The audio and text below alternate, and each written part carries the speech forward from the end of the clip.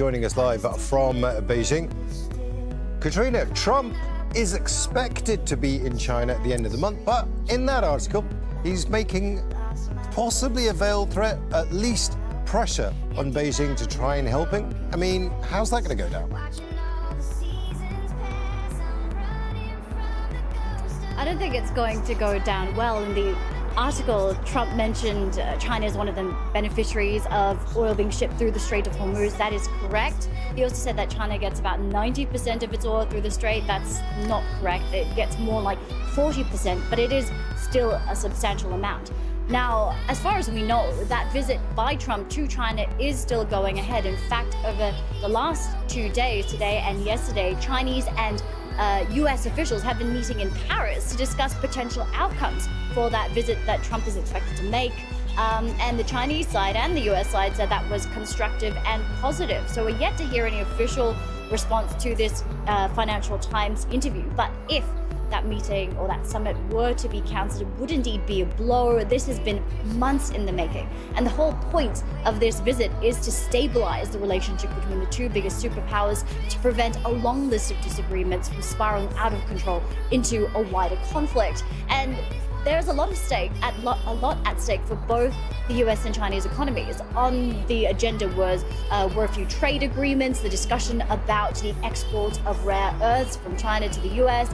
and technology exports from the U.S. to China. So if this were to be delayed or postponed indefinitely, that would be bad news for the companies operating in both countries. And it does show how volatile this relationship between Washington and Beijing is.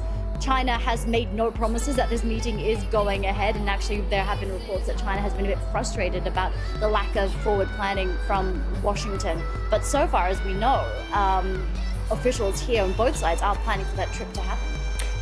Now, Katrina, one thing we do know about Donald Trump is he's very, very good at threatening nations. Now, if he does threaten to delay or cancel even the summit, what does China do then?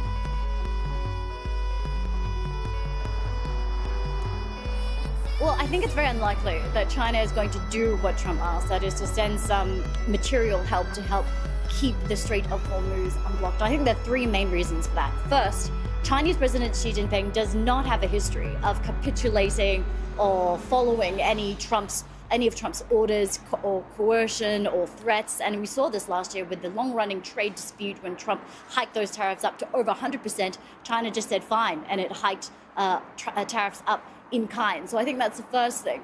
The second thing is that we know that China has been one of the biggest critics of the U.S. and Israel's war on Iran. It condemned those attacks that happened when negotiations were still underway. China's foreign minister has said time and time again that force is not the answer. It's urging for de-escalation and return to the negotiating table. So it's quite difficult to imagine that Beijing would send firepower to that region.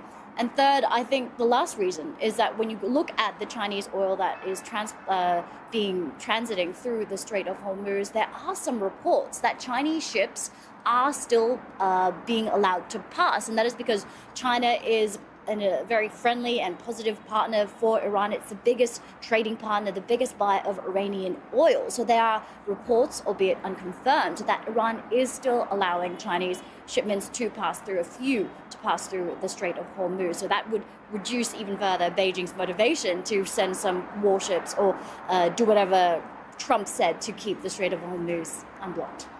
That's Katrina Yu live for us there from Beijing. Now, Andy Mock is a senior research fellow with the Center for China and Globalization, a think tank that's based in Beijing. He's also a professor at the Beijing Foreign Studies University, and he joins us from Beijing. Andy, this was completely predictable and totally avoidable. The shutting of the Strait of Hormuz was going to happen if this escalated. But does this give China an opportunity to assert itself as an alternative to the US when it comes to a power broker? Well, Imran, I think you're certainly right that the U.S. walked into, a morass or a quagmire. And there's an American phrase, FOFO, right? Mess around and find out. And I think it really, again, for whatever reasons, is finding itself entangled in a situation that's very, very difficult to extract itself from. And I think the best way to understand maybe how China is viewing this is there's a very famous saying, I believe, attributed to Napoleon: never interrupt your opponent when he is making a mistake. So I think that from that perspective, certainly while the U.S. is tied down, I think while its Navy, which was originally under tremendous stress,